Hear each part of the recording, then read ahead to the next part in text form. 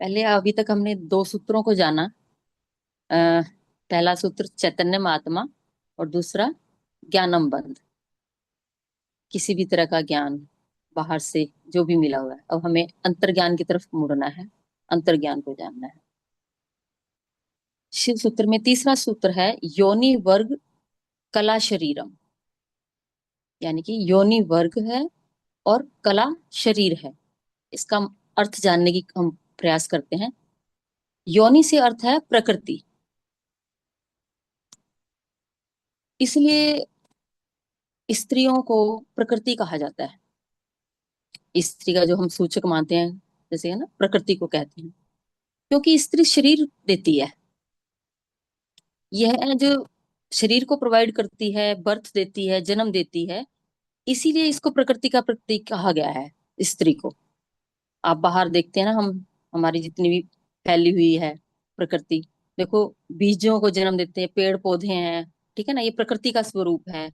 बीज पैदा करते हैं, उससे और पेड़ पौधे उगाते हैं। बल्कि और कई मायनों में हम इसको कह सकते हैं। और कला, जो शब्द आया है इसमें, कला का अर्थ है कर्ता का भाव। मतलब कि मैं कुछ करना चाहता हूं, कर्ता का जो भाव है उसी को कला कहा गया है। एक ही कला है, वह है संसार में उतरने की कला। बल्कि ये भी एक आर्ट है। हम लोग जो आए हैं ना इस धरती पर, उतरे हैं इस स्थूल शरीर में, ये आर्ट यानी क्रिएशन, नया कुछ करना। क्रिएशन को हम मान के चलते हैं ना, क्रिएशन किया हमने। तो ये जो शरीर में जो उतरने की जो कला है ना, ये एक कर्ता का भाव से आई है ये हमारे, और यही एक कला है। तो जो शरीर में जो उतरने की कला को क्या कहा गया है? कर्ता, कर्ता का भाव। तो इन दो चीजों से मिलके, यानी कि कर्ता का भाव और प्रकृति,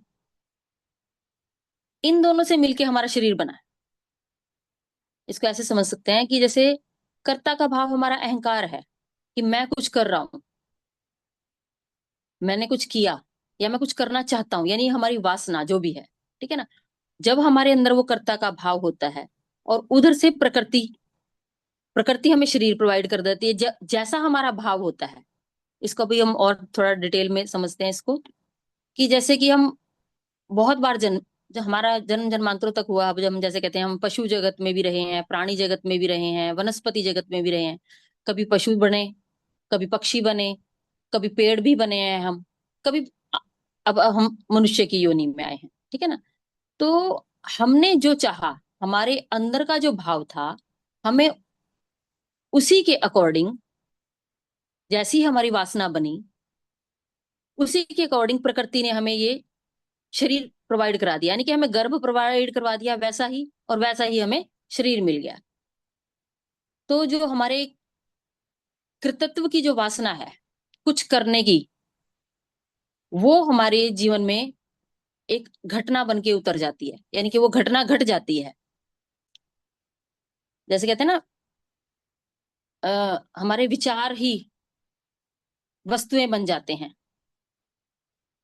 जैसा हम सोचते हैं, जैसा विचार करते हैं, वैसा ही होना शुरू हो जाता है। तो बड़े सोच समझ के हमें अपनी वासना करनी है, अपने विचार देखने हैं। क्योंकि कोई भी वासना करेंगे, वो हमेशा पूरी होती ही होती है।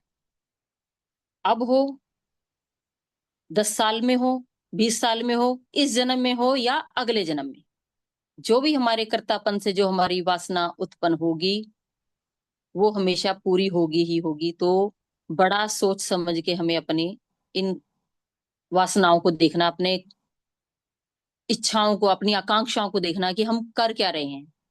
अब इसका जैसे बताते हैं कि जैसे कि अब हम, उन्होंने बताया इसमें एक, कि जैसे कि हम आसमान में उड़ते हुए पक्षियों को देखते हैं, तो हमारा भाव मान लो इतना गहरा हो जाए कि काश मैं भी उड़ पाऊं, इन्हीं पक्षियों की तरह, इन्हीं ऐसी स्वतंत्रता को भी अनुभव कर पाऊं मैं।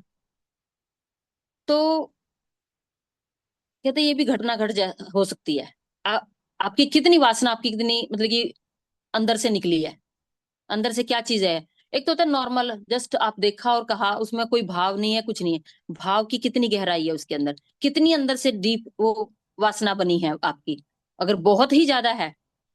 तो इस बात को जब मैं पढ़ रही थी तो मुझे एक चीज याद आई कि हमने मैंने मतलब हमने मीन्स मैं, हम का अर्थ मैं अपने आप से ही बता रही हूँ। हमने एक योगी कथामृत पुस्तक पढ़ी थी, औरों ने भी पढ़ी होगी जरूर अपने जीवन में, काफी लोगों ने, सभी ने ही पढ़ी, ऑलमोस्ट पढ़ी होगी जो अध्यात्म में है, तो ये किताब पढ़ी होगी। तो उसमें एक घटना का जिक्र आता है, नाम तो मैं भूल गई हूँ, किसी का जिक्र बताते हैं कि उनका, वैसे वो बड़े साधु पुरुष थे, वो संत थे, बट उनका क्या हुआ, हिरण, कोई हिरण का बच्चा था, उसका उन्होंने बचाया, और उसके अंदर उनका मोह पैदा हो गया उस हिरण के बच्चे को पालते पालते पालते सारा कुछ।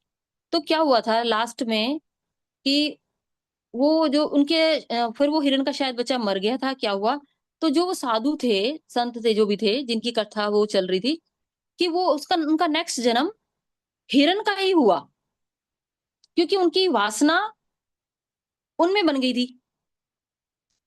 राजा भरत, हाँ, राजा भरत की बात थी, नाम भूल रही थी मैं। तो यानी कि जो उनका मोह था, जो उसके प्रति जो बढ़ता चला गया, बढ़ता चला गया, वो वासना में कन्वर्ट हो गया, और अगले जन्म में वो हिरण बन के ही पैदा हुए, पर उनकी स्मृति बनी रही, क्योंकि उनकी साधना इतनी थी, बहुत ज्यादा था। तो उनको पता लग गया कि देखो, मेरी वासना ने मुझे इस हिरण के उसमें वो कन्वर्ट कर दिया, इस शरीर में मैं आ गया हूँ। पर उन्होंने वहां पे भी अपना, फिर वो बताते हैं कि उन्होंने वहीं से साधना की, और वो उस हिरण के उससे भी, और उस जन्म के उससे मुक्त हो गई। तो जब मैं ये जान रही थी तो मैं देख रही थी कि यार, हम भी बहुत कुछ सोचते हैं, बहुत बातें देखते हैं, कोई भी चला जा रहा है, हम ध्यान पूर्वक देखते ही नहीं है भी हम क्या, हमारे अंदर क्या वासना उठ रही है, क्या हम इच्छाएं कर रहे हैं। तो यानी कि इन चीजों से गुजरना पड़ेगा। शिव कहते हैं कि जैसा सोच रहे हो ना आप, और ये जो जैसी वासना करती है, ये वासना ही हमें शरीर प्रदान करवाती है। कैसी वासना, कैसा, अगर पक्षी के रूप में, या अपने अपने आप को इस तरह के रूप में आप कर लिया ना, आपने इमेजिन किया है, या वासना आपकी वो हो गई है कि मुझे तो इतनी स्वतंत्रता चाहिए, जैसे पक्षी है, इतनी गहन हो गई है, हर टाइम अगर गहन हो जा रही है तो पक्षी हो ही जाओगे आप। ठीक है। ऐसे ही वो बहुत और एक दो एग्जाम्पल देते हैं। तो वो ये कहते हैं कि कोई तुम्हें नहीं बना रहा, कोई कुछ नहीं है, तुम स्वयं के, खुद के ही अपने, जैसे कहते हैं ना, निर्माण करता वो हो। प्रकृति तो सिर्फ शरीर दे देती है, वो सिर्फ प्रोवाइड करवा दिया उसने, गर्भ प्रोवाइड करवा दिया, बाकी जो तुम बनना चाहते हो वो तुम ही बनते हो, तुम ही अपने कलाकार हो बनाने के। जो ये शरीर, अगर ये मेरा मनुष्य का शरीर मिला है, तो मैंने ही इसकी वासना करी होगी कभी, इस स्त्री जन्म की वासना करी होगी तो मुझे मिला है। जो ये पशुओं की योनि में है तो उनकी वासना उनके उनके अनुसार जा रही है।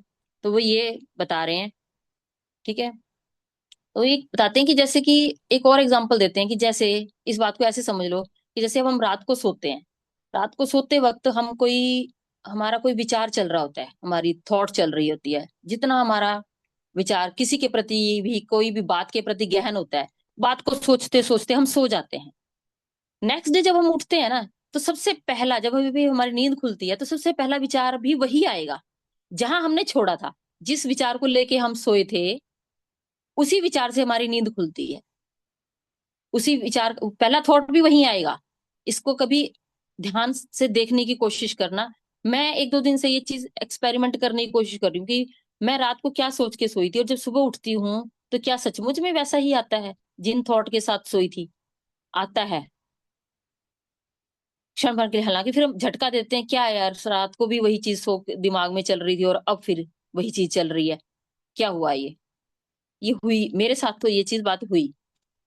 तो कहते शरीर का भी यही है, हमारी वासना का भी है। जब हमने पिछला शरीर जब छोड़ा, जो भी हमारा रहा होगा, जन्म रहा होगा, और जो उस जन्म में हमारी जो वासना, मतलब कि सारा जीवन हमने जिस तरह से जिया, वो सारी वासनाएं एक तरह से जैसे ना एक्यूमुलेट होके लास्ट मोमेंट में जब होती है ना, वो, जैसे कि अभी तो खैर जब मैं मरूंगी मेरा मृत्यु का एक्सपीरियंस मेरा होगा जब मैं तो लोग जो कहते हैं, ठीक है ना, या उन्होंने कहा कि, या हमारे शास्त्रों में भी लिखा है, अभी तक तो हम इसको ऐसा ही मान लेते हैं कि जब हमारे जो भी हमारे सारा जीवन हमने जिस ढंग से जिया है, जब मृत्यु का क्षण आता है तो वो कहते हैं ना कि पूरी पिक्चर घूमती है एक बार, तो सारी सबकी क्या क्या किया, क्या क्या किया।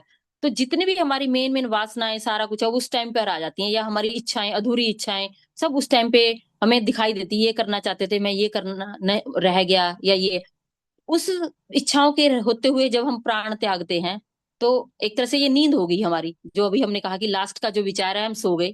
और जब अगला जन्म होगा तो वही सारी वासनाएं जो बीज रूप में हम उनको लेके पैदा हो जाते हैं। वो इस बात को इस तरह से बता रहे हैं। तो ये कहते हैं कि जो भी हम आज हम हैं, एट प्रेजेंट इस शरीर में हैं, जो भी हैं, तो वो हमारा ही किया हुआ है, हमारा ही कृत्य है। किसी इसमें किसी का कोई दोष नहीं है, कोई दूसरा नहीं है जिसको दोष दिया जा सके। ये हमारे ही कर्मों का संचित फल है।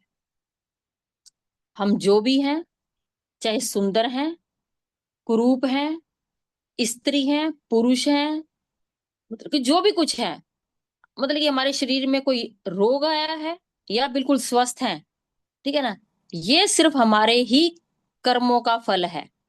जैसी हमारी, जो हमने पिछले जन्म में किए, जो हमारी वासनाएं हुई, उन्हीं को लेके हम यहाँ चीज आ गए हैं। अगर हम किसी को कहते हैं ना कि तुम किसी के ऊपर भी जिम्मेदारी डालते हैं, चाहे वो परमात्मा के ऊपर डालते हैं, परमात्मा ने हमें ऐसा बनाया, ठीक है ना, तो ये भी गलत है। परमात्मा के ऊपर भी जिम्मेदारी डालने की जरूरत नहीं, परमात्मा कुछ नहीं कर रहा है। परमात्मा तो तटस्थ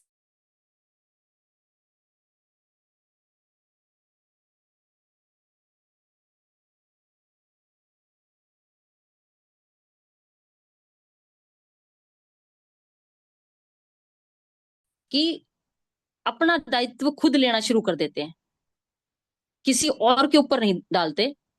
उसी दिन से हमारे जीवन में एक क्रांति घटती है। और ये बात अंदर गहरे से उतार लेनी बहुत जरूरी है कि योनि वर्ग कला शरीरम, यानी कि प्रकृति तो सिर्फ योनि है, गर्भ है वहां पर तो, ठीक है ना। हमारा अहंकार, हमारा अहंकार जो है, हमारी जो वासनाएं हैं, हमारा अहंकार है, वो बीज रूप में उस योनि में जाता है, और वही हम बन के बाहर आ जाते हैं। हमारी जो हमारा था अहंकार का जो था ना, जितना भी था, मतलब कि जब ये हमारे अहंकार का और योनि का उसका मिलन हुआ, तो उसका परिणाम हम हैं, जो हम आज अपने आप को देख रहे हैं, ठीक है ना। इसलिए जितने भी हमारे ये बुद्ध पुरुष हुए हैं, भगवान कृष्ण हैं, महावीर हैं, महात्मा बुद्ध हैं, वो सभी इसी बात पे हमें जोर देते हैं कि सारी वासनाओं को छोड़ दो। जिस दिन तुम सारी वासनाओं को छोड़ दोगे, तुम मुक्त हो जाओगे। क्योंकि अगर हमने स्वर्ग की वासना करी कि मुझे तो स्वर्ग चाहिए, वो तो क्या ठीक है, स्वर्ग, स्वर्ग की वासना करते हैं तो स्वर्ग में क्या है, देवता लोग हैं। क्या देवता भी वहां अपने आप को बंधन में महसूस नहीं करते? वो भी तो एक एक दायरे में बंध गए हैं, वो तो बन जाएंगे। देवताओं का भी मन करता है कि हम पृथ्वी पर जाएं। हम अपनी कहानियों में, लोकोक्तियों में देखते हैं, सुनते हैं कि हाँ, भी किसी भी देवता का मन किया, वो पृथ्वी लोक पे आ रहा है, विचरण कर रहा है। और क्योंकि पृथ्वी ही एक ऐसा है, इस शरीर में ऐसा है कि हमें कर्म करने की का एक चांस मिला हुआ है। देवताओं को तो वो चांस भी नहीं है, वो कर्म भी नहीं कर सकते। उनको कुछ कर्म करना है, कुछ भी करना है, तो उनको ये शरीर, मनुष्य शरीर धारण करना पड़ता है। हमारे जितने भी आए हैं, हमारे भगवान जिनको हम कहते हैं सब, अ, उन्होंने भी मनुष्य शरीर धारण करके ही ये सब चीजें किए हैं। भगवान राम ने, भगवान विष्णु का अवतार जिनको हम कहते हैं, वो अस्तित्व का वो थे जो, वो भी एक पुरुष के शरीर में आए, मनुष्य के शरीर में आए, और उन्होंने यहाँ पर अपना जो वो एक संदेश देना चाहते थे लोगों को, एक मर्यादा पुरुषोत्तम का, उन्होंने ऐसा जीवन जी के दिखाया। यहाँ पर शरीर चाहिए था उनको, उनकी उनकी भी कहीं वासना रही होगी उस उसमें, कि मैं भी शरीर मनुष्य रूप में जाऊं और वहां मैं ये काम करूं। मैं इसको ऐसा समझती हूँ, ऐसा इस दृष्टिकोण से देखती हूँ। तो सभी अब फ्री हैं, सभी की फ्री विल है, सब अपने अपने दृष्टिकोण से चीजों को समझने की कोशिश कर सकते हैं, जानने की कोशिश कर सकते हैं। तो इसलिए मेरी इस बात को ऐसे पकड़ना भी मत भी कोई भी, कि ये ऐसा एग्जाम्पल इसको दिया गया, ठीक है, ये सिर्फ मेरा अपना विचार है, मेरी अपना अंदर से जो चीज आ रही है, उस जो चीज महसूस कर रही हूँ मैं, उस बात को मैं बोल रही हूँ। तो अब वो ये कहते हैं कि सभी वासनाओं से कोई भी वासना कर लो, उससे हमारा ये जो शरीर निर्मित होता है। और अगर हमें चाहते हैं इस बंधन से मुक्ति, इस शरीर से मुक्ति हमें, क्योंकि शरीर ही बंधन है, चाहे वो किसी का भी शरीर है, चाहे वो पशु के शरीर में आ जाओ, पक्षी के शरीर में आ जाओ, है वृक्षों की उसमें चले गए, है तो बंधन में ही है। हमें बंधन महसूस होता है शरीर का। जैसे ही हमने जब हम ध्यान में बैठते हैं, हमारे सूक्ष्म शरीर की यात्रा होती है, सूक्ष्म शरीर हमारा बाहर निकलता है, तो कितना हल्कापन फील होता है। शरीर में आते ही फिर से वो बंधन, वही दर्द, वही सब कुछ। सूक्ष्म शरीर को तो ना तो कोई दर्द हो रहा ना कुछ हो रहा, वो ब्लिस मोड में रहता है, बाहर फ्री, बिल्कुल जैसे एक बर्ड की तरह फ्री हो गया है। ठीक है ना? क्योंकि हमारे शरीर का एक तरह जेल लगा लो, हमें एक तरह से जेल ही है। शरीर के में ही दुख है, सारे शरीर के साथ दुख है। आत्मा का तो कोई दुख है ही नहीं, ना सुख महसूस भी नहीं होता। ठीक है ना? तो जब तक हम वासनाओं को नहीं छोड़ेंगे, हमारा ये कोई ना कोई शरीर मिलता ही रहेगा। हम नए नए शरीरों में भटकते रहेंगे, कभी आदमी के, कभी औरत के, कभी पशु योनि में, कभी किसी योनि में, क्योंकि वासनाओं से हमारा शरीर निर्मित हो रहा है। तो हमारा एक ही मौलिक दुख कह सकते हैं हम इसको, बेसिक जो है, कि आत्मा का शरीर में बंध जाना, चाहे वो शरीर किसी का भी हो। आत्मा जब शरीर के अंदर बंध जाती है तो वो ऐसा लगता है कि जैसे किसी जेल में बंद होगी, एक कारागृह में बंद होगी। अब वो चाहे कारागृह कैसा भी हो, उससे कोई फर्क नहीं पड़ता, कैसा भी है। ठीक है ना? चाहे वो, अब मैं इसको एक एग्जाम्पल उन्होंने एक दिया है ऐसा, कि जैसे कि एक, वो बताते हैं, कहते हैं ड्राइंग के टीचर थे,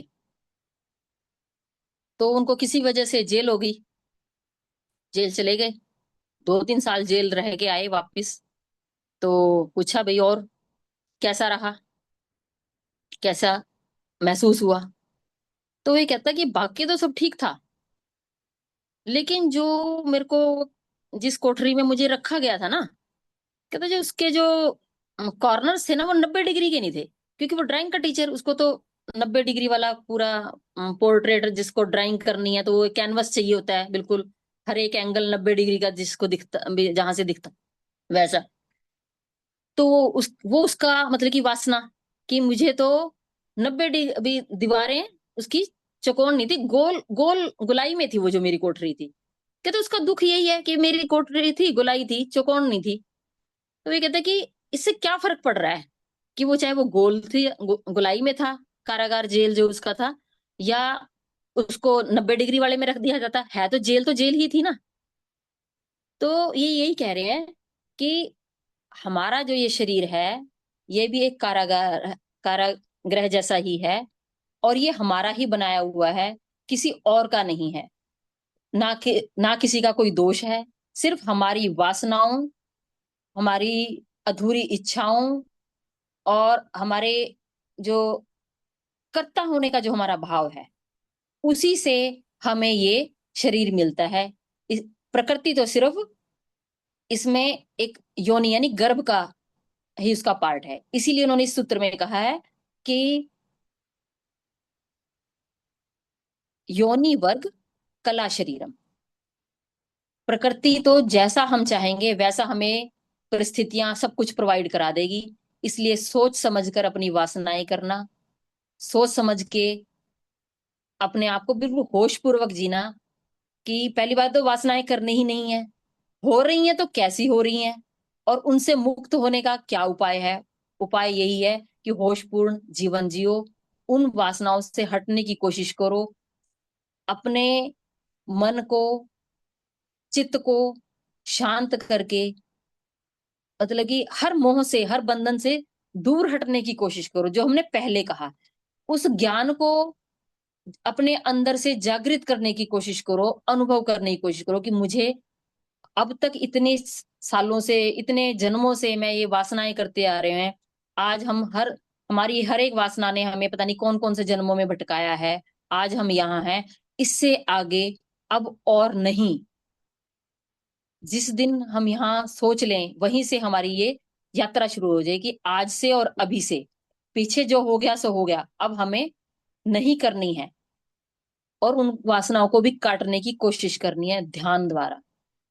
ध्यान, अपने भीतर उतरने की कला, अपने भीतर समझने की कला, उसको, अपने भीतर के दिए को हम जलाएं, जागृत करें अपने आप को, ताकि ये जो हमारा कृतत्व का भाव है ना, हमारा मैं का अहंकार, थोड़ा थोड़ा छूटना शुरू हो जाए। आज का सूत्र इतना ही। Thank you, thank you, thank you. उम्मीद करती हूँ समझ में आया होगा जो बताना चाह रही थी। यस मैम, बहुत बढ़िया। बहुत थैंक अच्छे यू। से समझाया आपने।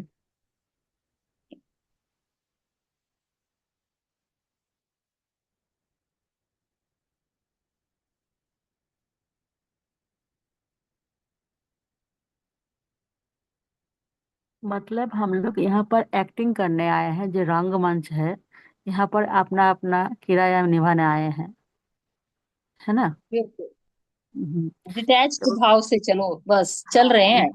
हाँ, ये एक्टिंग जब खत्म हो जाएगा तो हाँ, चलो अपना, जहाँ से आए हो अपना घर वापस जाना है। हाँ, बस। तो ये जो एक्टिंग को जो है, ये एक्टिंग को थोड़ा समझ के करना है। यही हाँ, हाँ, हाँ, मतलब हम लोगों को जो शिक्षण ये जो विषय है, जहाँ हम लोग जो एक्टिंग जो कर रहे हैं, इसी में और आशा मत रखो। जितना आशा रखोगे तो बार बार वही आपको दोहराना पड़ेगा, उसी को ही फिर भोगने के लिए आना पड़ेगा। अरे ये तो सही है, जिस पृथ्वी में जितना दिन हम लोग है, रोज ही कुछ ना कुछ भोग रहे हैं, रोज ही हम लोग अपना पेन ले रहे हैं, सीख रहे हैं, और इसको हम लोग अपना अनुभव में अंतर्निहित कर रहे हैं, है ना। अब जैसे ना, अभी आप बात कर रहे थे ना रंगमंच और रोल, है ना, मुझे एक हम्म। जस्ट अभी थोड़े दिन पहले की कहा।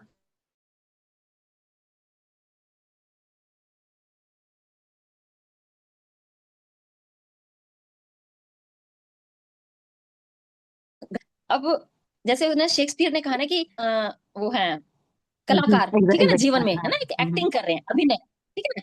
और अगर आप चाहते हो, ठीक है ना। और दूसरा एक चीज कहा था कि एक और शब्द था उसमें, एक लाइन और थी, मैं भूल गई हूँ कि जीवन को ऐसे जीना है जैसे कि एक मूवी में हम एक एक्टिंग कर रहे हैं। और मूवी, अगर, हाँ, उसने, किसी ने कहा था कि मैं एक कुशल अभिनेता कैसे बन सकता हूँ, किसी ने क्वेश्चन पूछा था, हम्म। कुशल अभिनेता। तो उसने ये कहा कि जब आप एक्टिंग कर रहे हो तो उसको ऐसे करो कि जैसे आप खुद का जीवन जी रहे हो, भी इतना रियलिस्टिक हो जाए वो, ठीक है। और जीवन में ऐसा जियो कि जैसे आप एक्टिंग कर रहे हो, समझे कि नहीं। हम्म। हम्म। जो जीवन चल रहा है, मान लो अब हम, मैं इस जीवन में हूँ, तो मुझे अपने परिवार के साथ ऐसा चलना है कि हाँ, जैसे मैं एक मूवी में काम कर रही हूँ। बट जब मूवी में आप काम कर रहे हो, एक अभिनय करने के लिए उतर रहे हो रंगमंच पे, तो आप ऐसा करो कि जैसे आपका रियल सब कुछ वो चल रहा है, आप अपना जीवन में हो। तो आपका जो एक्टिंग होगी ना, वो एक आप मंझे हुए कलाकार की तरह हो जाएगी, क्योंकि हम जैसे हमने मूवीज में देखते हैं, बिल्कुल ऐसे लगता है हम कि अरे इतना अच्छा रोल प्ले किया, बिल्कुल इसके पिता का रोल कर रहा है, ठीक है ना। मान लो अमरीश पुरी है, रानी मुखर्जी के पिता का रोल उसने बना किया, तो क्या सचमुच में वो उसका पिता थोड़ा ही है, वो तो एक मूवी में है। तो ऐसे एक याद आ गई कि रामलीला में, एक रामलीला का में सीन चल रहा, राम और रावण का। राजेश जी चाय बेशक बंद कर दो इस रिकॉर्डिंग को, ये तो मजाक वाली बात है, हंसी आएगी तो